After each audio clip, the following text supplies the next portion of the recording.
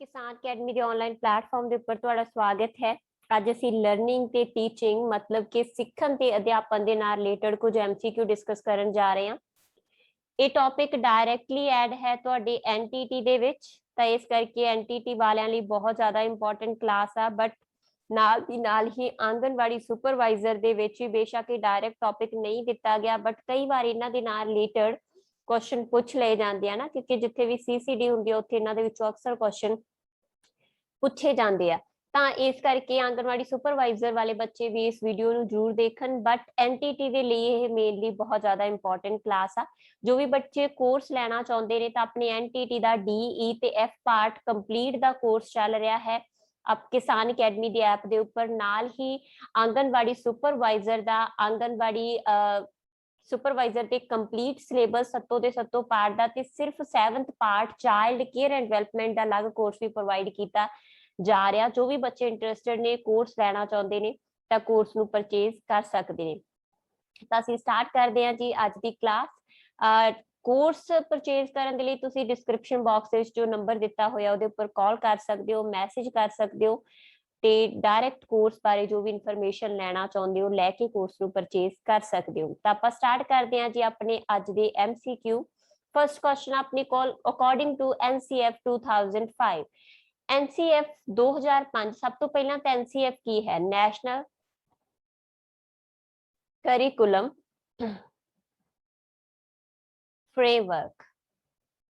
ਤਾਂ national curriculum framework ਦੀ ਜੇ ਆਪਾਂ ਗੱਲ ਕਰਦੇ ਹਾਂ ਤਾਂ ਨੈਸ਼ਨਲ ਕਰਿਕੂਲਮ ਫਰੇਮਵਰਕ ਜਿਹੜਾ ਕਿ ਮੁੱਖ ਕੰਮ ਕਰਦਾ ਹੈਗਾ ਭਾਰਤ ਵਿੱਚ ਪਾਠਕ੍ਰਮ ਨੂੰ ਰੂਪਰੇਖਾ ਪ੍ਰਦਾਨ ਕਰਨ ਦੇ ਲਈ, ਕਿਤਾਬਾਂ ਨੂੰ ਰੂਪਰੇਖਾ ਪ੍ਰਦਾਨ ਕਰਨ ਦੇ ਲਈ। ਬਟ ਹੋਰ ਵੀ ਕਾਫੀ ਸਾਰੇ ਜਿਹੜੇ ਹੈਗੇ ਨੇ ਆਸਪੈਕਟਸ ਸਾਡੀ ਐਜੂਕੇਸ਼ਨ ਦੇ, ਉਹਨਾਂ ਉੱਪਰ ਵੀ NCF ਚਾਨਣਾ ਪਾਉਂਦਾ। ਤਾਂ ਜਿਹੜਾ NCF 2005 ਵਾਲਾ ਸੀ, ਕਿਉਂਕਿ ਇਸ ਤੋਂ ਪਹਿਲਾਂ ਵੀ NCF ਪਬਲਿਸ਼ ਹੁੰਦੇ ਰਹੇ ਨੇ, ਤਾਂ NCF 2005 ਦੇ ਅਕੋਰਡਿੰਗ ਪੁੱਛਿਆ ਗਿਆ ਕਿ the role of teacher has to be. ਤਾਂ ਅਧਿਆਪਕ ਦਾ ਰੋਲ ਕੀ ਸੀ? ਕਹਿੰਦੇ ਅਥਾਰਟੇਟਿਵ ਦਾ, ਡਿਕਟੋਰੀਅਲ ਦਾ, ਪਰਮਿਸਿਵ ਦਾ ਜਾਂ ਫੈਸਿਲਿਟੇਟਿਵ ਦਾ। ਆਨਸਰ ਇੱਥੇ ਆਪਣੇ ਕੋਲ ਬਣਦਾ ਫੈਸਿਲਿਟੇਟਿਵ, ਕਿਉਂਕਿ NCF ਦੇ ਵਿੱਚ ਡਾਇਰੈਕਟ ਇੱਕ ਲਾਈਨ ਦਿੱਤੀ ਗਈ ਆ ਕਿ the role of teacher as a facilitator. ਤਾਂ ਐਜ਼ ਅ ਫੈਸਿਲਿਟੇਟਰ ਆਖਿਆ ਗਿਆ। ਫੈਸਿਲਿਟੇਟਰ ਦਾ ਮਤਲਬ ਕੀ ਹੈ ਕਿ ਅਗਵਾਈ ਕਰਦਾ ਰੋਲ ਹੈ ਇੱਕ ਅਧਿਆਪਕ ਦਾ, ਅਗਵਾਈ ਕਰਦਾ। ਉਹ ਖੁਦ ਹੀਰੋ ਨਹੀਂ ਹੈਗਾ। ਹੀਰੋ ਐਜੂਕੇਸ਼ਨ ਦੇ ਵਿੱਚ ਕੌਣ ਆ? ਇੱਕ ਚਾਈਲਡ। ਤਾਂ ਅਧਿਆਪਕ ਜਿਹੜਾ ਹੈ ਉਹ ਡਾਇਰੈਕਟ ਕਰਦਾ, ਅਗਵਾਈ ਕਰਦਾ ਬੱਚੇ ਨੂੰ, ਕਿਉਂਕਿ NCF ਆ ਜਿਹੜਾ ਉਹ ਚਾਈਲਡ ਸੈਂਟਰ ਐਜੂਕੇਸ਼ਨ, ਬਾਲ ਕੇਂਦਰ ਸਿੱਖਿਆ ਦੇ ਉੱਪਰ ਆਧਾਰਿਤ ਆ। ਸੈਕਿੰਡ ਆ ਜੀ ਆਪਣੇ ਕੋਲ dash is the primary law of learning. ਦੇਖੋ ਜਦੋਂ ਵੀ ਅਸੀਂ ਲਰਨਿੰਗ ਦੀ ਗੱਲ ਕਰਦੇ ਹਾਂ, ਲਰਨਿੰਗ ਕੀ ਸੀ? ਗੇਟਸ ਦੇ according modification of behaviour through experiences. ਅਨੁਭਵਾਂ ਦੇ ਆਧਾਰ ਦੇ ਉੱਪਰ ਜੋ ਸਿੱਖਣ ਦੇ ਵਿੱਚ ਪਰਿਵਰਤਨ, ਸਾਡੇ ਬਿਹੇਵੀਅਰ ਦੇ ਵਿੱਚ ਜੋ ਪਰਿਵਰਤਨ ਹੁੰਦਾ ਉਹਨੂੰ ਆਖਦੇ ਨੇ ਲਰਨਿੰਗ। ਥੋਰਨਡਾਈਕ ਨੇ ਜਿਹੜਾ ਹੈ ਇਹਦੇ ਪ੍ਰਾਇਮਰੀ ਤੇ ਸੈਕੰਡਰੀ ਲਾਅ ਦਿੱਤੇ ਨੇ। ਤਾਂ ਦੋ ਤਰ੍ਹਾਂ ਦੇ ਲਾਅ ਹੁੰਦੇ ਨੇ ਲਰਨਿੰਗ ਦੇ, ਪ੍ਰਾਇਮਰੀ ਐਂਡ ਸੈਕੰਡਰੀ। ਸੈਕੰਡਰੀ ਬਹੁਤ ਸਾਰੇ ਨੇ, ਸਾਡੇ ਕੋਲ ਇੱਥੇ ਪ੍ਰਾਇਮਰੀ ਦੇ ਨਾਲ ਰਿਲੇਟਡ ਕੁਐਸਚਨ ਆ। ਤਾਂ ਥੋਰਨਡਾਈਕ ਨੇ 3 ਪ੍ਰਾਇਮਰੀ ਲਾਅ ਦਿੱਤੇ ਨੇ। ਕਿਹੜੇ ਕਿਹੜੇ ਨੇ? ਸਭ ਤੋਂ ਪਹਿਲਾ ਹੈਗਾ ਲਾਅ ਆਫ ਰੈਡੀਨੈਸ, ਜਿਹਨੂੰ ਪੰਜਾਬੀ ਦੇ ਵਿੱਚ ਆਪਾਂ ਆਖ ਸਕਦੇ ਹਾਂ ਤਤਪਰਤਾ ਦਾ ਸਿਧਾਂਤ। ਤਤਪਰਤਾ ਹੁੰਦਾ ਕੁਝ ਸਿੱਖਣ ਦੇ ਲਈ ਤਿਆਰ ਹੋਣਾ। ਕਹਿੰਦੇ ਇੱਕ ਬੱਚਾ ਉਦੋਂ ਤੱਕ ਨਹੀਂ ਸਿੱਖ ਸਕਦਾ ਕੁਝ ਵੀ ਜਿੰਨਾ ਚਿਰ ਤੁਸੀਂ ਸਿੱਖਣ ਦੇ ਲਈ ਰੈਡੀ ਨਹੀਂ ਹੁੰਦੇ। ਜਿਵੇਂ ਤੁਸੀਂ ਸਕੂਟੀ ਸਿੱਖਣੀ ਆ ਤਾਂ ਪਹਿਲਾਂ ਮਨ ਬਣਾਉਣਾ ਪੈਂਦਾ ਨਾ, ਸੋਚਣਾ ਪੈਂਦਾ ਨਾ ਕਿ ਮੈਂ ਸਕੂਟੀ ਸਿੱਖਣੀ ਆ। ਉਸ ਤੋਂ ਬਾਅਦ ਲਾਅ ਆਫ ਐਕਸਰਸਾਈਜ਼, ਠੀਕ ਹੈ, ਅਭਿਆਸ ਦਾ ਸਿਧਾਂਤ। ਫਿਰ ਤੁਹਾਨੂੰ ਕਿਸੇ ਨੇ ਥੋੜਾ ਜਿਹਾ ਸਹਾਰਾ ਦੇ ਕੇ ਸਪੋਰਟ ਨਾਲ ਸਕੂਟੀ ਸਿਖਾਉਣੀ ਸ਼ੁਰੂ ਕਰਤੀ, ਫਿਰ ਤੁਸੀਂ ਉਹਦਾ ਬਾਰ-ਬਾਰ ਅਭਿਆਸ ਕਰੋਗੇ। ਇਹ ਤਾਂ ਨਹੀਂ ਕਿ ਤੁਹਾਨੂੰ ਇੱਕ ਦਿਨ ਦੇ ਵਿੱਚ ਹੀ ਆ ਜਾਊਗੀ। ਪਹਿਲਾਂ ਅਸੀਂ ਨੇੜੇ ਨੇੜੇ ਜੇ ਸਕੂਟੀ ਚਲਾਵਾਂਗੇ, ਫਿਰ ਹੌਲੀ ਹੌਲੀ ਬਾਹਰ ਨੂੰ ਮੂਵ ਕਰਾਂਗੇ, ਠੀਕ ਹੈ। ਤੇ ਐਂਡ ਦੇ ਵਿੱਚ ਕੀ ਆ, ਤੁਸੀਂ ਬਹੁਤ ਈਜ਼ੀਲੀ ਆਪਣੀ ਸਕੂਟੀ ਨੂੰ ਕਿਤੇ ਵੀ ਲੈ ਕੇ ਜਾ ਸਕਦੇ ਹੋ, ਹਨਾ। ਤੁਹਾਨੂੰ ਆਉਣਾ ਜਾਣਾ ਸੌਖਾ ਹੋ ਜਾਊਗਾ। ਅਲਟੀਮੇਟਲੀ ਤੁਹਾਨੂੰ ਜਿਹੜੀ ਹੈਗੀ ਆ ਲਰਨਿੰਗ ਹੋ ਜਾਊਗੀ। ਉਹਦਾ ਪਤਾ ਕਿੱਥੋਂ ਲੱਗੂਗਾ? ਲਾਅ ਆਫ ਇਫੈਕਟ ਤੋਂ। ਜੋ ਤੁਹਾਡੇ ਬਾਰ-ਬਾਰ ਅਭਿਆਸ ਕਰਨ ਤੋਂ ਬਾਅਦ ਨਤੀਜਾ ਨਿਕਲੂਗਾ, ਪ੍ਰਭਾਵ ਨਿਕਲੂਗਾ, ਉਸ ਤੋਂ ਹੀ ਇਹ ਪਤਾ ਲੱਗਦਾ ਕਿ ਤੁਸੀਂ ਕੀ ਸਿੱਖਿਆ। ਤਾਂ ਸਾਡੇ ਕੋਲ ਇਸ ਤਰੀਕੇ ਨਾਲ 3 ਲਾਅ ਨੇ, primary, readiness, exercise and effect, REE, ਠੀਕ ਹੈ ਜੀ। ਕਲੀਅਰ? ਤਾਂ ਆਨਸਰ ਆਪਣੇ ਕੋਲ ਬਣ ਗਿਆ ਲਾਅ ਆਫ ਇਫੈਕਟ। ਜਿਹੜੇ ਸੈਕੰਡਰੀ ਨੇ ਉਹ ਨੇ law of attitude, law of knowledge, law of previous opinion, law of associative shifting। ਹੋਰ ਵੀ ਬਹੁਤ ਸਾਰੇ ਲਾਅ ਜਿਹੜੇ ਸੈਕੰਡਰੀ ਦੇ ਵਿੱਚ ਕੰਸੀਡਰ ਕੀਤੇ ਜਾਂਦੇ ਆ। ਬਟ ਲਾਅ ਆਫ ਜਿਹੜੇ ਪ੍ਰਾਇਮਰੀ ਲਾਅ ਨੇ ਉਹਨਾਂ ਦੇ ਵਿੱਚ law of readiness, exercise and effect important ਆ।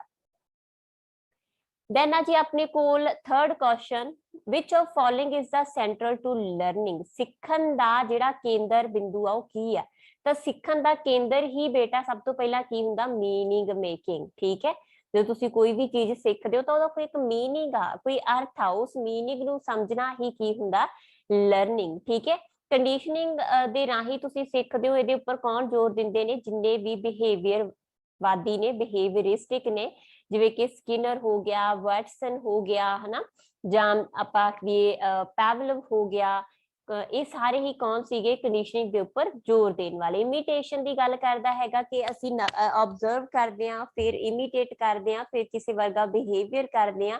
ਇਹ ਗੱਲ ਕੀਤੀ ਹੈਗੀ ਆ ਬੰਡੂਰਾ ਨੇ ਕਿ ਅਸੀਂ ਇਹਦੇ ਰਾਹੀਂ ਲਰਨਿੰਗ ਕਰਦੇ ਆਂ, ਬਟ ਸੈਂਟਰਲ ਹੈ ਜੋ ਲਰਨਿੰਗ ਦਾ ਉਹ ਕੀ ਹੈ, मीनिंग मेकिंग।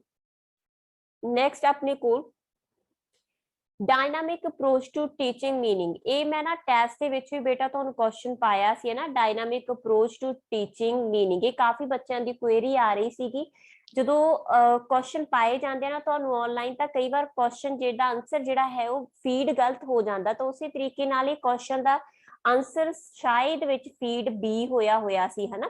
ਤਾਂ ਮੈਂ ਤੁਹਾਨੂੰ ਅੱਜ ਕਲੀਅਰ ਕਰਦੀ ਆ ਕਿ ਡਾਇਨਾਮਿਕ ਅਪਰੋਚ ਦਾ ਕੀ ਮਤਲਬ ਹੁੰਦਾ। ਬੇਟਾ ਦੇਖੋ, ਡਾਇਨਾਮਿਕ ਅਪਰੋਚ ਦਾ ਮਤਲਬ ਨਾ ਕਿ ਡਾਇਨਾਮਿਕ ਅਪਰੋਚ ਟੂ ਟੀਚਿੰਗ ਦਾ ਕੀ ਮਤਲਬ ਹੁੰਦਾ ਕਿ ਉਹ ਵਾਲੀ ਟੀਚਿੰਗ ਜਿਹਦੇ ਚ ਬੱਚਾ ਐਕਟਿਵ ਹੋਵੇ, ਕੋਈ ਐਕਟੀਵਿਟੀ ਕਰਕੇ ਸਿੱਖ ਰਿਹਾ ਹੋਵੇ। ਠੀਕ ਹੈ, ਬਸ ਇਹ ਚੀਜ਼ ਆ ਕਿ ਤੁਸੀਂ ਟੀਚ ਕਰ ਰਹੇ ਹੋ ਬਟ ਬੱਚਾ ਐਕਟਿਵ ਆ। ਇੱਕ ਮਾਡਰਨ ਤਰੀਕਾ, ਇੱਕ ਚਾਈਲਡ ਬੇਸਡ ਤਰੀਕਾ, ਇੱਕ ਪ੍ਰੋਗਰੈਸਿਵ ਤਰੀਕਾ ਟੀਚਿੰਗ ਦਾ, ਜਿਹਦੇ ਚ ਬੱਚਾ ਖੁਦ ਐਕਟੀਵਿਟੀ ਕਰਕੇ ਸਿੱਖ ਰਿਹਾ। ਤਾਂ ਆਪਾਂ ਇਸ ਤਰੀਕੇ ਦੀ ਕੋਈ ਕੋਟੇਸ਼ਨ, ਇਸ ਤਰੀਕੇ ਦਾ ਇੱਕ ਆਨਸਰ ਲੱਭਣਾ। ਤਾਂ ਦੇਖੋ, ਸਭ ਤੋਂ ਪਹਿਲਾਂ teaching should be forceful and effective. ठीक है, कहते प्रभावशाली होनी चाहिए। एक तो फोर्सफुल ते क्वेश्चन करता है क्योंकि जबरदस्त टीचिंग कदे नहीं हो सकती। Teacher should be energetic and dynamic. बिल्कुल टीचर एनर्जेटिक होना चाहिए, डायनामिक होना चाहिए। ठीक है, बट फिर भी राइट स्टेटमेंट नहीं कह सकते आप। The topic of teaching should not be static. कहते जो टॉपिक है टीचिंग के स्टैटिक नहीं होने चाहिए, डायनामिक होने चाहिए। बट जिवें कि मैं तुहानू उपर दस्सिया कि डायनामिक अप्रोच टीचिंग दी की हुंदी है, the teacher the student should be required to learn through activities. जिथे बच्चा खुद एक्टिविटी करके सीख रहा वो हुंदी है डायनामिक अप्रोच। ठीक है, जिथे टीचर कुछ कर रहा वो डायनामिक अप्रोच नहीं है, टीचर सिर्फ गाइड है। डायनामिक अप्रोच की आ where a child doing something. ठीक है, जिथे एक बच्चा कोई एक्टिविटी कर रहा, खुद इन्वॉल्व होके सीख रहा, ठीक है, under the supervision of teacher, तो उन्होंने तुसी की आखोगे डायनामिक अप्रोच। ठीक है, तो क्लियर कर लो सारे बच्चे। नेक्स्ट है जी अपने को question, which of following is not a democratic teaching strategy in classroom teaching. अलग अलग तरह के मैथड होंगे बेटा, दो तरीके नाल आपां मैथडां नूं डिवाइड करते हैं टीचिंग मैथड्स नूं। एक होंदे ऑटोक्रेटिक। ठीक है, ऑटोक्रेटिक होंदे जिहड़े कि टीचर सेंटर होण, जिहदे च टीचर एक्टिव आ, टीचर आया, उन्हें अपना स्पीच दी ते गया। ठीक है, जिवें आपां लैक्चर मैथड आख दिंदे आ, ते हायर क्लासेस दे उपर तां बहुत बेनीफिशियल आ, है ना। जिवें हुण तुसीं आ, तुहाडे लई ये जरूरी नहीं कि तुसीं मेरे नाल इंटरैक्शन करो, जिन्नी नीडेड आ तुसीं करदे भी हो, है ना। क्योंकि तुसीं ऑलरेडी बहुत कुछ सीख चुके हो, तुसीं सिर्फ इस बार एक इन्फॉर्मेशन लैण लई मेरे कोल आए आ। तां ये ऑटोक्रेटिक मैथड आ जिथे टीचर ज्यादा एक्टिव आ, है ना। तुसीं भी एक्टिव हो बट एक हायर स्टेज दे उपर, है ना। दूजे मैथड होंगे आ डेमोक्रेटिक मैथड, जिथे बच्चा ज्यादा एक्टिव आ, खुद इन्वॉल्व हो रहा, बच्चा एक्टिविटी करके लर्न कर रहा, होंगे डेमोक्रेटिक मैथड। जिवें प्रोजेक्ट हो गया, होरिस्टिक मैथड हो गए, ब्रेनस्टॉर्मिंग मैथड हो गया, जां जिहड़े भी किंडरगार्टन मैथड हो गए, प्लेवे मैथड हो गए, सब ते सब जिथे कि एक बच्चा एक्टिविटी कर रहा है उन्होंने असीं आखांगे डेमोक्रेटिक मैथड। ठीक है, तो डेमोक्रेटिक मतलब लोकतंत्री। ठीक है, ਤਾਂ ਜਿਹੜੇ ਡੈਮੋਕ੍ਰੈਟਿਕ ਟੀਚਿੰਗ ਸਟ੍ਰੈਟਜੀ ਹੈਗੀ ਆ ਉਹਦੇ ਚ ਕਹਿੰਦੇ ਕਿਹੜੀ ਟੀਚਿੰਗ ਸ਼ਾਮਲ ਨਹੀਂ ਹੈਗੀ। ਤਾਂ ਲੈਕਚਰਸ ਮੈਂ ਪਹਿਲਾਂ ਹੀ ਦੱਸ ਚੁੱਕੀ ਆ, ਲੈਕਚਰ ਡੈਮੋਕ੍ਰੈਟਿਕ ਸਟ੍ਰੈਟਜੀ ਦੇ ਵਿੱਚ ਸ਼ਾਮਲ ਨਹੀਂ ਆ। ਤੇ ਖਾਸ ਕਰਕੇ ਪ੍ਰੀ ਪ੍ਰਾਇਮਰੀ ਕੀ ਬੇਟਾ, ਅਸਲ ਦੇ ਵਿੱਚ 8th 10th ਤੱਕ ਹੀ ਮੰਨ ਕੇ ਚੱਲੋ ਅਸੀਂ ਪ੍ਰੋਪਰ ਜਿਹੜੇ ਲੈਕਚਰ ਮੈਥਡ ਹੈਗੀ ਆ ਉਹ 9th ਤੋਂ ਇਨੀਸ਼ੀਅਲ ਸਟਾਰਟ ਕਰ ਦਿੰਦੇ ਆ, ਬਟ ਮੇਨ ਜਿਹੜਾ ਹੈ ਲੈਕਚਰਸ ਤੋਂ 11th 12th ਦੇ ਲਈ ਜ਼ਿਆਦਾ ਸੂਟੇਬਲ ਮੰਨੇ ਜਾਂਦੇ ਆ ਨਾ, ਸੀਨੀਅਰ ਸੈਕੰਡਰੀ ਲਈ ਜ਼ਿਆਦਾ ਇੰਪੋਰਟੈਂਟ ਮੰਨੇ ਜਾਂਦੇ। ਤੇ ਇਟ ਮੀਨਸ ਲੋਅਰ ਕਲਾਸਿਸ ਦੇ ਲਈ ਤਾਂ ਲੈਕਚਰ ਬਿਲਕੁਲ ਹੀ ਡੈਮੋਕ੍ਰੈਟਿਕ ਮੈਥਡ ਨਹੀਂ ਆ। ਬਟ ਪ੍ਰੋਜੈਕਟ ਮੈਥਡ ਹੋ ਗਿਆ, ਜਿਹੜਾ related to life ਆ ਕਿੰਦੇ ਨਾਲ related ਹੈਗਾ, ਕਿਲਪੈਟਰਿਕ, ਦੈਨ ਜੌਨ ਡੈਵੀ, ਠੀਕ ਹੈ। ਹੌਰਿਸਟਿਕ ਮੈਥਡ ਆ ਜਿਹਦੇ ਚ ਆਈ ਡਿਸਕਵਰ ਦੇ ਨਾਲ ਰਿਲੇਟਡ ਆਰਮਸਟਰੋਂਗ ਦੁਆਰਾ ਦਿੱਤਾ ਗਿਆ ਸੀ, ਬ੍ਰੇਨਸਟੋਰਮਿੰਗ ਔਸਬੋਰਨ ਦੇ ਦੁਆਰਾ ਦਿੱਤਾ ਗਿਆ ਸੀ, ਹਨਾ। ਤੇ ਇਸ ਤਰੀਕੇ ਨਾਲ ਜਿਹੜੇ ਇਹ ਮੈਥਡ ਹੈਗੇ ਆ ਤਿੰਨਾਂ ਦੇ ਵਿੱਚ ਇੱਕ ਬੱਚਾ ਐਕਟਿਵ ਆ। ਬ੍ਰੇਨਸਟੋਰਮਿੰਗ ਕੀ ਆ, ਬੱਚਾ ਆਪਣੇ ਦਿਮਾਗ ਦੇ ਵਿੱਚ ਵਿਚਾਰਾਂ ਦਾ ਤੂਫਾਨ ਲਿਆ ਰਿਹਾ, ਕ੍ਰੀਏਟਿਵ ਮੈਥਡ ਆ, ਕ੍ਰੀਏਟਿਵ ਚੀਜ਼ਾਂ ਨੂੰ ਕ੍ਰੀਏਟ ਕਰ ਰਿਹਾ, ਠੀਕ ਹੈ। ਕ੍ਰੀਏਟਿਵ ਬੱਚੇ ਦੀ ਨਿਸ਼ਾਨੀ ਹੁੰਦੀ ਆ, ਬ੍ਰੇਨਸਟੋਰਮਿੰਗ ਮਤਲਬ ਨਿਸ਼ਾਨੀ ਨਹੀਂ ਹੁੰਦੀ, ਤੁਸੀਂ ਜਦੋਂ ਪਛਾਣ ਕਰ ਲਓਗੇ ਇੱਕ ਬੱਚੇ ਦੀ ਕਿ ਕ੍ਰੀਏਟਿਵ ਅਬਿਲਿਟੀ ਵਾਲਾ ਬੱਚਾ ਹੈ ਤਾਂ ਤੁਸੀਂ ਉਹਨੂੰ ਬ੍ਰੇਨਸਟੋਰਮਿੰਗ ਮੈਥਡ ਦੇ ਸਕਦੇ ਹੋ, ਪ੍ਰੋਜੈਕਟ ਮੈਥਡ ਦੇ ਸਕਦੇ ਹੋ, ਹੌਰਿਸਟਿਕ ਮੈਥਡ ਦੇ ਸਕਦੇ ਹੋ। ਬਟ ਲੈਕਚਰ ਮੈਥਡ ਦੇ ਵਿੱਚ ਇੱਕ ਬੱਚਾ ਵੱਜ ਜੂਗਾ, ਇਸ ਕਰਕੇ ਤੁਸੀਂ ਲੈਕਚਰ ਮੈਥਡ ਨਹੀਂ ਦੇ ਸਕਦੇ। ਤਾਂ ਕਿਹੜਾ ਮੈਥਡ ਸਾਡੇ ਕੋਲ ਡੈਮੋਕ੍ਰੇਟਿਕ ਨਹੀਂ ਹੈਗਾ, ਲੈਕਚਰ। ਕਿਹੜਾ ਨਹੀਂ ਹੈ, ਮੈਂ ਤੁਹਾਨੂੰ ਕਲਾਸ ਦੇ ਵਿੱਚ ਜਦੋਂ ਤੁਸੀਂ ਟੀਚਿੰਗ ਦਾ ਟੌਪਿਕ ਮੇਰੇ ਨਾਲ ਕੀਤਾ ਤਾਂ ਮੈਂ ਤੁਹਾਨੂੰ ਕਰਵਾਇਆ ਸੀਗਾ ਕਿ ਲੈਵਲ 3 ਹੁੰਦੇ ਨੇ ਟੀਚਿੰਗ ਦੇ, ਹਨਾ। ਸਭ ਤੋਂ ਪਹਿਲਾ ਜਿਹੜਾ ਲੈਵਲ ਹੁੰਦਾ ਮੈਮਰੀ ਲੈਵਲ, ਠੀਕ ਹੈ। ਸਭ ਤੋਂ ਪਹਿਲਾ ਲੈਵਲ ਕੀ ਹੈਗਾ, ਮੈਮਰੀ ਲੈਵਲ, ਜਿਹਦੇ ਚ ਇੱਕ ਬੱਚਾ ਹੈ, ਇਹ ਟੀਚਰ ਸੈਂਟਰ ਆ, ਠੀਕ ਹੈ। ਜਿਹਦੇ ਚ ਕੀ ਆ, ਟੀਚਰ ਆਇਆ, ਟੀਚਰ ਨੇ ਬੋਲਿਆ, ਬੱਚਾ ਕੀ ਆ ਸਿਰਫ ਇੱਥੇ ਰੱਟੇ ਮਾਰਦਾ, ਰੂਟ ਲਰਨਿੰਗ ਬੇਸਡ ਆ, ਇਹ ਰੂਟ ਲਰਨਿੰਗ ਦੇ ਬੇਸਡ ਆ। ਇੱਕ ਬੱਚਾ ਸਿਰਫ ਸੁਣ ਰਿਹਾ ਤੇ ਸੁਣ ਕੇ ਉਹਦੇ ਉੱਪਰ ਰੱਟੇ ਮਾਰ ਰਿਹਾ, ਉਹ ਬੋਲਦਾ ਨਹੀਂ ਆ, ਹਨਾ। ਮੀਨਿੰਗਲੈਸ ਲਰਨਿੰਗ ਆਪਾਂ ਇਹਨੂੰ ਕਹਿ ਸਕਦੇ ਆ ਕਿ ਉਹਦੇ ਮੀਨਿੰਗ ਸਮਝਣ ਦੀ ਉਹ ਇੱਥੇ ਕੋਸ਼ਿਸ਼ ਨਹੀਂ ਕਰ ਰਿਹਾ, ਤਾਂ ਇਹ ਕੀ ਹੈ, ਮੀਨਿੰਗਲੈਸ ਲਰਨਿੰਗ, ਸਿਰਫ ਸੁਣ ਰਿਹਾ ਤੇ ਰੱਟੇ ਮਾਰ ਰਿਹਾ। ਦੂਜੀ ਲਰਨਿੰਗ ਹੁੰਦੀ ਆ ਬੇਟਾ ਅੰਡਰਸਟੈਂਡਿੰਗ ਲਰਨਿੰਗ, ਠੀਕ ਹੈ। ਅੰਡਰਸਟੈਂਡਿੰਗ ਸਮਝ ਕੇ ਕਰਨਾ, ਜਿਵੇਂ ਕਿ ਤੁਸੀਂ ਕਰਦੇ ਹੋ, ਮੈਂ ਬੋਲਦੀ ਆ ਬਟ ਤੁਸੀਂ ਹਰ ਚੀਜ਼ ਦੇ ਉੱਪਰ ਸੋਚਦੇ ਹੋ, ਆਪਣਾ ਦਿਮਾਗ ਲਾਉਂਦੇ ਹੋ, ਮੈਂ ਕੀ ਆਖ ਰਹੀ ਆ ਉਹਦਾ ਮੀਨਿੰਗ ਤੁਸੀਂ ਸਮਝਣ ਦੀ ਕੋਸ਼ਿਸ਼ ਕਰਦੇ ਹੋ, ਇਹ ਕੀ ਆ, ਥਾਟਫੁਲ, ਠੀਕ ਹੈ। ਥਾਟਫੁਲ ਟੀਚਿੰਗ ਆ, ਜਿਹਦੇ ਚ ਤੁਸੀਂ ਸੋਚ ਰਹੇ ਹੋ, ਖੁਦ ਦਿਮਾਗ ਲਾ ਰਹੇ ਹੋ, ਠੀਕ ਹੈ। ਤਾਂ ਇਹਦੇ ਚ ਕੀ ਆ, ਤੁਸੀਂ ਫ੍ਰੀ ਹੋ, ਤੁਸੀਂ ਕੀ ਕਰਨਾ ਚਾਹੁੰਦੇ ਹੋ, ਕੀ ਸੋਚਣਾ ਚਾਹੁੰਦੇ ਹੋ। ਜਿਹੜੀ ਮੈਮਰੀ ਲੈਵਲ ਹੁੰਦਾ ਇਹਦੇ ਚ ਕੀ ਆ, ਤੁਸੀਂ ਫ੍ਰੀ ਨਹੀਂ ਹੈਗੇ, ਬਸ ਮੈਂ ਸ਼ੁਰੂਆਤੀ ਸਟੇਜਾਂ ਦੇ ਵਿੱਚ ਮੈਮਰੀ ਹੁੰਦੀ ਹੈ, ਬਿਲਕੁਲ ਸ਼ੁਰੂਆਤੀ ਦੇ ਵਿੱਚ ਬੱਚੇ ਨੂੰ ਤੁਸੀਂ ਇਹ ਦੱਸਿਆ ਤੇ ਉਹਨੇ ਐਪਲ ਦੇ ਉੱਪਰ ਹੀ ਰੱਟਾ ਮਾਰਿਆ, ਠੀਕ ਹੈ। A ਫॉर ਐਪਲ ਆ ਤਾਂ ਉਹਨੇ ਐਪਲ ਦੇ ਉੱਪਰ ਹੀ ਰੱਟਾ ਮਾਰਿਆ। ਅੰਡਰਸਟੈਂਡਿੰਗ ਲੈਵਲ ਆ, ਤੁਸੀਂ ਸਿਰਫ ਇਹ ਸਿੱਖੀ, ਹੌਲੀ ਹੌਲੀ ਬੱਚਾ A ਦੇ ਬਰਾਬਰ ਦੇ ਹੋਰ ਕਿਹੜੇ ਕਿਹੜੇ ਸ਼ਬਦ ਹੋ ਸਕਦੇ ਆ ਉਹਨਾਂ ਨੂੰ ਸਮਝਣ ਲੱਗ ਜਾਂਦਾ ਖੁਦ, ਠੀਕ ਹੈ।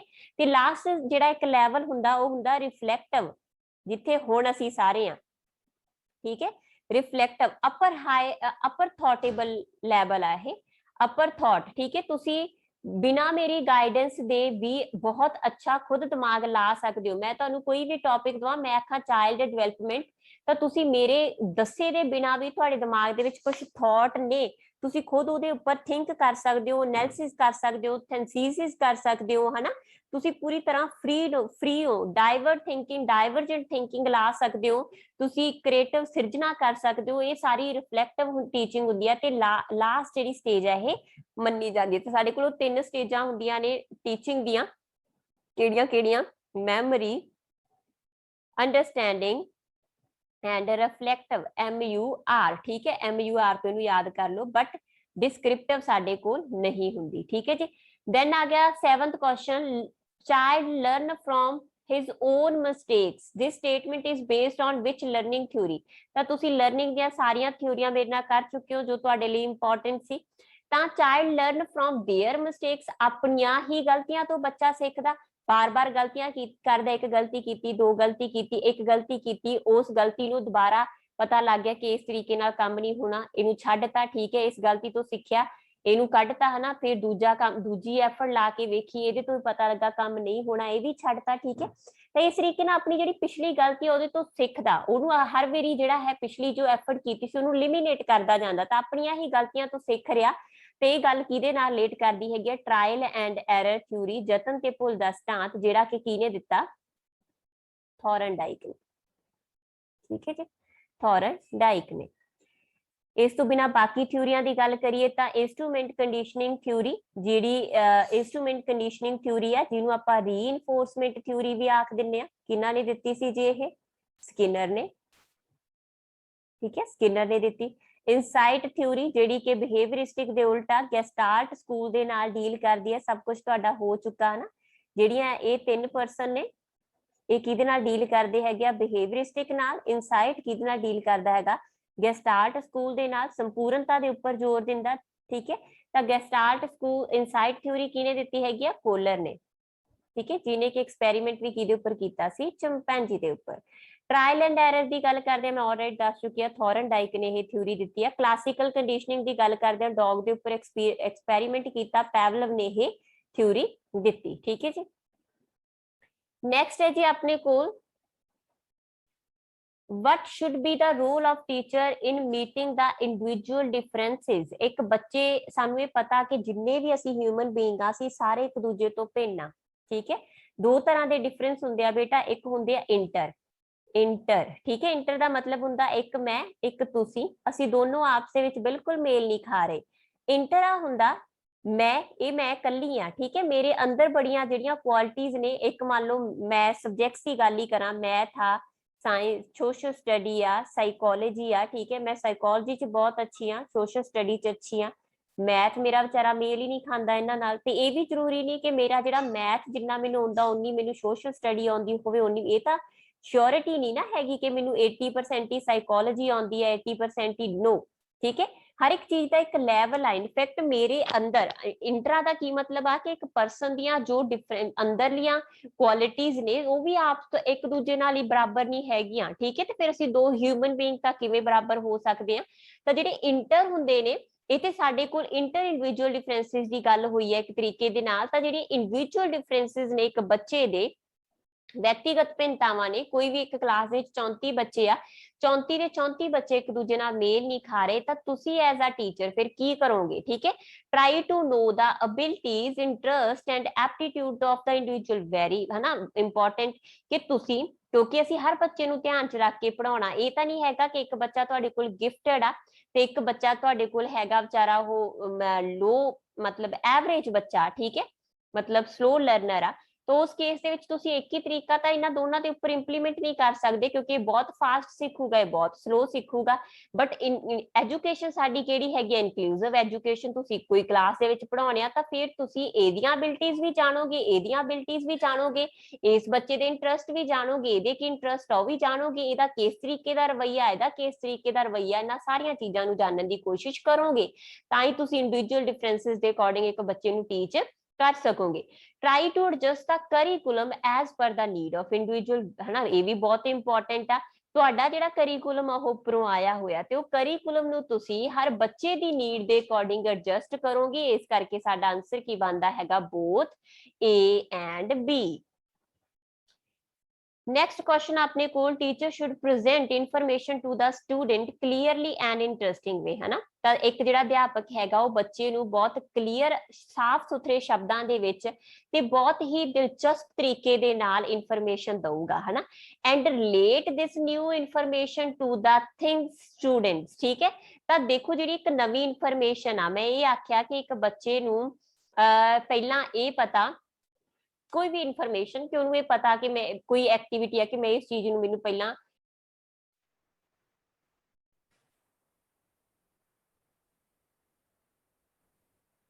ਤਾਂ ਇੱਕ ਬੱਚੇ ਨੂੰ ਪਹਿਲਾਂ ਕੋਈ ਵੀ ਐਕਟੀਵਿਟੀ ਆਲਰੇਡੀ ਉਹਨੂੰ ਆਉਂਦੀ ਆ ਤਾਂ ਤੁਸੀਂ ਕੀ ਕਰੋਗੇ, ਫਿਰ ਜਿਹੜੀ ਨਵੀਂ ਚੀਜ਼ ਇਨਫੋਰਮੇਸ਼ਨ ਤੁਸੀਂ ਸਿਖਾਓਗੇ ਉਹ ਕਿਸ ਤਰੀਕੇ ਦੀ ਹੋਊਗੀ। ਜੋ ਬੱਚੇ ਨੂੰ ਕਹਿੰਦੇ ਬਿਲਕੁਲ ਪਹਿਲਾਂ ਨਹੀਂ ਪਤਾ ਜਾਂ ਉਹਨੂੰ ਆਲਰੇਡੀ ਪਹਿਲਾਂ ਪਤਾ ਜਾਂ ਉਹਨੂੰ ਜਾਣਨ ਦੇ ਲਈ ਤਿਆਰ ਨਹੀਂ ਸੀ। ਇਹ ਬਹੁਤ ਈਜ਼ੀ ਆ ਨਾ ਕਿ ਇੱਕ ਤਰੀਕੇ ਨਾਲ ਤੁਸੀਂ ਬੱਚੇ ਨੂੰ ਜੋ ਵੀ ਸਿਖਾਓਗੇ, ਖਾਸ ਕਰਕੇ ਪ੍ਰੀ ਪ੍ਰਾਇਮਰੀ ਲੈਵਲ ਦੇ ਉੱਪਰ ਨਵੀਂ ਚੀਜ਼ ਇੰਟਰੋਡਿਊਸ ਨਹੀਂ ਕਰੋਗੇ। ਜੋ ਚੀਜ਼ ਉਹਨੂੰ ਪਤਾ ਹੈਗੀ ਆ ਉਸੇ ਚੀਜ਼ ਦੇ ਨਾਲ ਜੋੜ ਕੇ ਤੁਸੀਂ ਕੋਈ ਨਵੀਂ ਚੀਜ਼ ਬੱਚੇ ਨੂੰ ਸਿਖਾਉਣ ਦੀ ਕੋਸ਼ਿਸ਼ ਕਰੋਗੇ। The teaching is tripolar because it consists, ਕਿਹਨੇ ਆਖਿਆ ਸੀਗਾ ਕਿ ਟੀਚਿੰਗ ਟ੍ਰਾਈਪੋਲਰ ਆ, ਜੌਨ ਡੈਵੀ ਨੇ, ਹੈ ਨਾ। ਇਹ ਤੁਹਾਨੂੰ ਸਭ ਨੂੰ ਕਲੀਅਰ ਹੋਣਾ। ਤਾਂ ਜੌਨ ਡੈਵੀ ਨੇ ਆਖਿਆ ਕਿ ਟੀਚਿੰਗ ਆ ਜਿਹੜੀ ਉਹ ਤ੍ਰੈ ਪੱਖੀ ਆ, ਜਿਹਦੇ 'ਚ ਇੱਕ ਟੀਚਰ ਹੁੰਦਾ, ਇੱਕ ਸਟੂਡੈਂਟ ਹੁੰਦਾ, ਇੱਕ ਕਰਿਕੂਲਮ ਹੋ ਸਕਦਾ, ਜਾਂ ਆਪਾਂ ਇਹ ਕਹਿ ਦਈਏ ਕਿ ਜਿਹੜਾ ਆਪਣੇ ਕੋਲ ਹੈ ਇਨਵਾਇਰਮੈਂਟ ਹੋ ਸਕਦਾ, ਜਾਂ ਆਪਣੇ ਕੋਲ ਸਟੱਡੀ ਮਟੀਰੀਅਲ ਹੋ ਸਕਦਾ। ਇੱਥੇ ਕੋਈ ਵੀ ਆਪਸ਼ਨ ਬੇਟਾ ਤੁਹਾਨੂੰ ਮਿਲ ਸਕਦੀ ਹੈ ਕਰਿਕੂਲਮ ਦੇ ਨਾਲ। ਕੀ ਹੋ ਸਕਦੀ ਹੈ ਕਰਿਕੂਲਮ ਦੇ ਨਾਲ, ਆਪਾਂ ਕਹਿ ਦਈਏ ਸਟੱਡੀ ਮਟੀਰੀਅਲ, ਜਾਂ ਆਪਾਂ ਕਹਿ ਦਈਏ ਐਜੂਕੇਸ਼ਨ, ਸੌਰੀ ਇਨਵਾਇਰਮੈਂਟ। ਠੀਕ ਹੈ, ਵਾਤਾਵਰਨ। ਤਾਂ ਇੱਥੇ ਆਪਾਂ ਕੀ ਕਵਾਂਗੇ ਕਿ ਸਾਡੇ ਕੋਲ ਰਾਈਟ ਆਨਸਰ ਕੀ ਹੈ ਟ੍ਰਾਈਪੋਲਰ ਦੇ according, teacher, child, teacher and curriculum. ਜਾਂ ਇੱਥੇ ਮੈਂ ਬਾਰ-ਬਾਰ ਰਿਪੀਟ ਕਰ ਰਹੀ ਹਾਂ, ਪਾਠਕ੍ਰਮ ਦੇ ਨਾਲ ਨਾਲ ਤੁਹਾਡੇ ਕੋਲ ਜੋ ਆਪਸ਼ਨਾਂ ਹੋ ਸਕਦੀਆਂ ਉਹ ਹੋ ਸਕਦੀ ਹੈ ਸਮੱਗਰੀ ਤੇ ਵਾਤਾਵਰਨ। ਠੀਕ ਹੈ, ਇਹ ਤਿੰਨੋਂ ਆਪਸ਼ਨ ਵਿੱਚ ਰਾਈਟ ਆਪਸ਼ਨ ਹੋਣਗੀਆਂ। 11th क्वेश्चन अपने कोल, children learn best when they are, ਤਾਂ ਇੱਕ ਬੱਚਾ ਵਧੀਆ ਤਰੀਕੇ ਨਾਲ ਕਦੋਂ ਸਿੱਖਦਾ, ਹੈ ਨਾ। ਤਾਂ ਇੱਕ ਬੱਚਾ ਵਧੀਆ ਤਰੀਕੇ ਨਾਲ ਕਦੋਂ ਸਿੱਖਦਾ, ਜਦੋਂ able to listen the knowledgeable teacher, ਕਹਿੰਦੇ ਜਦੋਂ ਇੱਕ ਗਿਆਨਵਾਨ ਟੀਚਰ ਨੂੰ ਸੁਣਦਾ, ਜਦ them self try to read and write, ਖੁਦ ਹੀ ਲਿਖਣ ਦੀ ਜਾਂ ਪੜ੍ਹਨ ਦੀ ਕੋਸ਼ਿਸ਼ ਕਰਦਾ, being taught by their own peer and classmate, ਆਪਣੇ ਹੀ ਜਿਹੜੇ ਸਹਿਪਾਠੀ ਨੇ ਉਹਨਾਂ ਤੋਂ ਜਦੋਂ ਸਿੱਖਦਾ, ਜਾਂ learn in small groups support by an adult, ਠੀਕ ਹੈ। ਸਪੋਰਟ ਸਿੱਖੋ ਖੁਦ ਰਿਹਾ, ਛੋਟੇ ਗਰੁੱਪਾਂ ਦੇ ਵਿੱਚ ਸਿੱਖ ਰਿਹਾ, ਠੀਕ ਹੈ। ਬਟ ਅਡਲਟ ਮਤਲਬ ਕਿ ਇੱਕ ਟੀਚਰ ਜਾਂ ਘਰ ਦੇ ਵਿੱਚ ਉਹਦੇ ਪੇਰੈਂਟਸ ਜੋ ਵੀ ਉਹਨੂੰ ਗਾਈਡ ਕਰ ਰਹੇ ਆ, ਉਹਨਾਂ ਦੀ ਗਾਈਡੈਂਸ ਤੇ ਉਹ ਬੈਟਰ ਸਿੱਖਦਾ, ਖਾਸ ਕਰਕੇ ਸ਼ੁਰੂਆਤੀ ਸਟੇਜਾਂ ਦੇ ਵਿੱਚ। ਤਾਂ ਇਸ ਕਰਕੇ ਅਸੀਂ ਕੀ ਆਖਾਂਗੇ ਕਿ ਲਰਨ ਇਨ ਸਮਾਲ ਗਰੁੱਪਸ ਸਪੋਰਟਡ ਬਾय ਐਨ ਅਡਲਟ। ਜਿਵੇਂ ਕਿ ਵਾਈਗੋਸਕੀ ਨੇ ਆਖਿਆ ਸੀਗਾ ਕਿ ਇੱਕ ਬੱਚਾ ਕਿਵੇਂ ਸਿੱਖਦਾ ਹੈਗਾ, ਸਮਾਜਿਕ ਅੰਤਰਕਿਰਿਆ ਦੇ ਰਾਹੀਂ। which pair is wrong, ਕਿਹੜਾ ਪੇਅਰ ਰੋਂਗ ਹੈ, ਆਲਰੇਡੀ ਤੁਹਾਨੂੰ ਪਤਾ ਹੋਣਾ ਚਾਹੀਦਾ ਕਿਉਂਕਿ ਮੈਂ ਕਰਵਾ ਚੁੱਕੀ ਹਾਂ, ਹਨਾ। ਪੈਵਲਵ ਅੱਜ ਦੀ ਕਲਾਸ ਦੇ ਵਿੱਚ ਵੀ ਮੈਂ ਕਰਵਾ ਚੁੱਕੀ ਹਾਂ। ਪੈਵਲਵ ਨੇ ਕਲਾਸਿਕਲ ਕੰਡੀਸ਼ਨਿੰਗ ਦਿੱਤੀ, ਬਿਲਕੁਲ ਸਹੀ ਆ। ਸਕਿਨਰ ਨੇ ਪ੍ਰੋਗਰਾਮਡ ਲਰਨਿੰਗ ਦਿੱਤੀ, ਬਿਲਕੁਲ ਸਹੀ ਆ। ਕੋਲਰ ਨੇ ਇਨਸਾਈਡ ਥਿਊਰੀ ਦਿੱਤੀ, ਇਹ ਵੀ ਬਿਲਕੁਲ ਸਹੀ ਆ। ਥੋਰਨਡਾਈਕ ਨੇ ਚੰਪੈਂਜੀ ਦੇ ਉੱਪਰ ਐਕਸਪੈਰੀਮੈਂਟ ਕੀਤਾ ਹੈ, ਬਿਲਕੁਲ ਗਲਤ ਆ, ਕਿਉਂਕਿ ਚੰਪੈਂਜੀ ਦੇ ਉੱਪਰ ਐਕਸਪੈਰੀਮੈਂਟ ਕਿਹਨੇ ਕੀਤਾ ਸੀਗਾ, ਕੋਲਰ ਨੇ, ਠੀਕ ਹੈ। ਇੱਥੇ ਇੱਕ ਵਰਡ ਆਇਆ ਪ੍ਰੋਗਰਾਮ ਲਰਨਿੰਗ। ਪ੍ਰੋਗਰਾਮ ਲਰਨਿੰਗ ਕੀ ਹੁੰਦਾ, ਕਿਸੇ ਚੀਜ਼ ਨੂੰ ਤੁਸੀਂ ਜਦੋਂ ਛੋਟੇ ਛੋਟੇ ਟੁਕੜਿਆਂ ਦੇ ਵਿੱਚ ਤੋੜ ਕੇ ਸਿੱਖਦੇ ਹੋ, ਪਹਿਲਾਂ ਮੰਨ ਲਓ ਇੱਕ ਇਹ ਟੁਕੜਾ, ਇੱਕ ਇਹ ਟੁਕੜਾ, ਇੱਕ ਇਹ ਟੁਕੜਾ, ਪਹਿਲਾਂ ਮੈਂ ਆਹ ਟੁਕੜਾ ਸਿੱਖਿਆ, ਠੀਕ ਹੈ। ਇਸ ਟੁਕੜੇ ਨੂੰ ਪੱਕਾ ਕੀਤਾ, ਜਦੋਂ ਮੈਂ ਇਹਦੇ ਚ ਸ਼ੋਰ ਹੋ ਗਈ ਫਿਰ ਮੈਂ ਇਹ ਟੁਕੜਾ ਸਿੱਖਿਆ, ਫਿਰ ਮੈਂ ਇਹਨੂੰ ਸ਼ੋਰ ਕੀਤਾ, ਠੀਕ ਹੈ। ਤਾਂ ਜਦੋਂ ਤੁਸੀਂ ਇਸ ਤਰੀਕੇ ਨਾਲ ਸਟੈਪ ਬਾय ਸਟੈਪ ਸਿੱਖਦੇ ਹੋ ਤਾਂ ਉਹਨੂੰ ਆਖਦੇ ਨੇ ਪ੍ਰੋਗਰਾਮ ਲਰਨਿੰਗ ਜਾਂ ਸਕਸੈਸਿਵ ਅਪਰੋਕਸੀਮੇਸ਼ਨ। 13 ਕੁਐਸਚਨ ਆਪਣੇ ਕੋਲ। ਐਜ਼ ਪਰ ਗਰੋ 올ਡਰ, ਜਿਵੇਂ ਜਿਵੇਂ ਅਸੀਂ 올ਡਰ ਹੁੰਦੇ ਜਾਂਦੇ ਆ, ਮਤਲਬ ਵੱਡੇ ਹੁੰਦੇ ਜਾਂਦੇ ਆ, the dash of learning declines, the speed of learning, ਠੀਕ ਹੈ। ਤੁਹਾਡੇ ਕਿਉਂਕਿ ਸ਼ੁਰੂਆਤੀ ਜਿਹੜੇ 18 ਸਾਲ ਹੁੰਦੇ ਆ, ਉਹ ਚ ਤੁਹਾਡੀ ਸਿੱਖਣ ਦੀ ਕੈਪੇਬਿਲਿਟੀਜ਼ ਬਹੁਤ ਜ਼ਿਆਦਾ ਤੇਜ਼ ਹੁੰਦੀ ਆ, ਸਪੀਡ ਬਹੁਤ ਜ਼ਿਆਦਾ ਤੇਜ਼ ਹੁੰਦੀ ਆ। ਉਸ ਤੋਂ ਬਾਅਦ ਤੁਹਾਡੇ ਸਿੱਖਣ ਦੀ ਜਿਹੜੀ ਇਹ ਨਹੀਂ ਆ ਕਿ ਘਟ ਜਾਂਦੀ ਆ, ਬੰਦ ਹੋ ਜਾਂਦੀ ਆ, no, learning is a life long process, ਠੀਕ ਹੈ। ਬਟ ਇਹ ਜਿਹੜੀ ਹੈ ਜਿਵੇਂ ਜਿਵੇਂ ਤੁਸੀਂ 올ਡ ਹੋਈ ਜਾਂਦੇ ਹੋ, ਉਹਦੀ ਸਪੀਡ ਆ ਜਿਹੜੀ ਸਿੱਖਣ ਦੀ, ਉਹ ਤੁਹਾਡੀ ਕੀ ਆ, ਸਲੋ ਹੁੰਦੀ ਜਾਂਦੀ ਹੈ, ਠੀਕ ਹੈ ਜੀ। ਦੈਨ ਹੈਗਾ ਆਪਣੇ ਕੋਲ 14 question. who said teaching is a bipolar, ਤਾਂ ਟੀਚਿੰਗ ਟ੍ਰਾਈਪੋਲਰ ਆ, ਬਾਈਪੋਲਰ ਆ ਨਾ, ਦੋ ਕਨਸੈਪਟ ਨੇ। ਟ੍ਰਾਈਪੋਲਰ ਹੈ ਕਿਹਨੇ ਕਿਹਾ ਸੀਗਾ, ਡੈਵੀ ਨੇ, ਠੀਕ ਹੈ, ਜੌਨ ਡੈਵੀ ਨੇ। ਬਾਈਪੋਲਰ ਹੈ ਕਿਹਨੇ ਆਖਿਆ ਜੀ, ਜੌਨ ਐਡਮਜ਼ ਨੇ। ਉਹਦੇ ਅਕੋਰਡਿੰਗ ਇੱਕ ਟੀਚਰ ਹੁੰਦਾ, ਇੱਕ ਸਟੂਡੈਂਟ ਜਾਂ ਚਾਈਲਡ ਹੁੰਦਾ, ਠੀਕ ਹੈ। ਤਾਂ ਇਹ ਦੋਨੋਂ ਹੀ ਇੰਪੋਰਟੈਂਟ ਪਹਿਲੂ ਨੇ ਟੀਚਿੰਗ ਦੇ। ਨੈਕਸਟ ਕੁਐਸਚਨ ਆਪਣੇ ਕੋਲ, ਅੱਛਾ ਇੱਥੇ ਹੋਰ ਨਾਮ ਵੀ ਹੈ, ਜੌਨ ਲੋਕੀ ਟਰਮ ਜੋੜੀ ਜਾਂਦੀ ਹੈ ਇਹਦੇ ਨਾਲ, ਤਬੂਲਾ ਰਾਸਾ। ਤਬੂਲਾ ਰਾਸਾ ਹੁੰਦਾ ਕਿ ਇੱਕ ਬੱਚਾ ਕੀ ਆ, ਕੋਰਾ ਕਾਗਜ਼ ਆ, ਯਾਨੀ ਕਿ ਇਨਵਾਇਰਮੈਂਟਲਿਸਟ ਆ ਇੱਕ ਤਰੀਕੇ ਨਾਲ, ਕਿ ਬੱਚੇ ਦੇ ਉੱਪਰ ਜੋ ਤੁਸੀਂ ਲਿਖਣਾ ਚਾਹੋਗੇ, ਜਿਸ ਤਰੀਕੇ ਦਾ ਬੱਚੇ ਨੂੰ ਬਣਾਉਣਾ ਚਾਹੋਗੇ ਤੁਸੀਂ ਬਣਾ ਸਕਦੇ ਹੋ। Which of following is the domain of learning, ਤਾਂ ਕਹਿੰਦੇ ਕਿਹੜਾ ਇਹਦੇ ਵਿੱਚੋਂ ਲਰਨਿੰਗ ਦਾ ਡੋਮੇਨ ਨਹੀਂ ਆ, ਬਲੂਮ ਟੈਕਸੋਨੋਮੀ ਦੇ ਵਿੱਚੋਂ ਲਿਆ ਗਿਆ ਹੈਗਾ, ਕਿਹੜਾ ਪਹਿਲੂ ਹੈ, ਠੀਕ ਹੈ। ਤਾਂ ਉਹਨੇ ਜਿਹੜਾ ਹੈ ਕੋਗਨਿਟਿਵ ਡੋਮੇਨ ਦਿੱਤਾ ਸੀਗਾ, ਅਫੈਕਟਿਵ ਡੋਮੇਨ ਦਿੱਤਾ ਸੀਗਾ, 3H ਦੇ ਬੇਸਡ ਹੈਗਾ ਸੀ, ਹੈਡ, ਹਰਟ ਐਂਡ ਹੈਂਡ, ਠੀਕ ਹੈ। ਹੈਡ, ਹਰਟ यानी कि अफेक्टिव, ठीक है, एंड साइकोमोटर। ਤਾਂ ਮੇਨ ਤਿੰਨ ਡੋਮੇਨ ਨੇ, 3H ਤੇ ਬੇਸਡ ਨੇ, ਠੀਕ ਹੈ। ਤੇ ਕਿਹਨੇ ਦਿੱਤੇ ਆ, ਬਲੂਮ ਨੇ ਦਿੱਤੇ। ਉਹਦੇ ਵਿੱਚ ਅਫੈਕਟਿਵ ਸਾਡੇ ਕੋਲ ਹੈ, ਪ੍ਰੋਫੈਸ਼ਨਲ ਦੀ ਗੱਲ ਉਹਨੇ ਨਹੀਂ ਕੀਤੀ, ਐਕਸਪੈਰੀਮੈਂਟਲ ਦੀ ਉਹਨੇ ਨਹੀਂ ਕੀਤੀ, ਸਪਿਰਿਚੁਅਲਿਜ਼ਮ ਦੀ ਉਹਨੇ ਗੱਲ ਨਹੀਂ ਕੀਤੀ। ਲਰਨਿੰਗ ਦੇ ਤਿੰਨ ਡੋਮੇਨ ਦਿੱਤੇ ਨੇ, ਹੈਡ, ਹਰਟ, 3H ਦੇ ਬੇਸਡ, ਹੈਡ, ਹਰਟ ਐਂਡ, ਜਿਹਦੇ ਵਿੱਚ ਆਪਾਂ ਕਹਿ ਸਕਦੇ ਹਾਂ ਕੋਗਨਿਟਿਵ, ਅਫੈਕਟਿਵ ਐਂਡ ਸਾਈਕੋਮੋਟਰ, ਠੀਕ ਹੈ ਜੀ, ਕਲੀਅਰ। ਤੇ ਸਾਡੀ ਅੱਜ ਦੀ ਕਲਾਸ, ਨੈਕਸਟ ਕਲਾਸ ਦੇ ਵਿੱਚ ਨਵਾਂ ਜਿਹੜਾ ਹੈ MCQ ਲੈ ਕੇ ਮਿਲਾਂਗੇ। Thank you so much. ਜੇ ਇਹ ਵੀਡੀਓਜ਼ ਤੁਹਾਡੇ ਲਈ ਹੈਲਪਫੁਲ ਹੋ ਰਹੀਆਂ ਨੇ, ਵੱਧ ਤੋਂ ਵੱਧ ਸਾਡੇ ਚੈਨਲ ਨੂੰ ਸ਼ੇਅਰ ਕਰੋ ਤੇ ਇਸ ਵੀਡੀਓ ਨੂੰ ਜਰੂਰ ਲਾਈਕ ਕਰਕੇ ਜਾਓ। Thank you so much.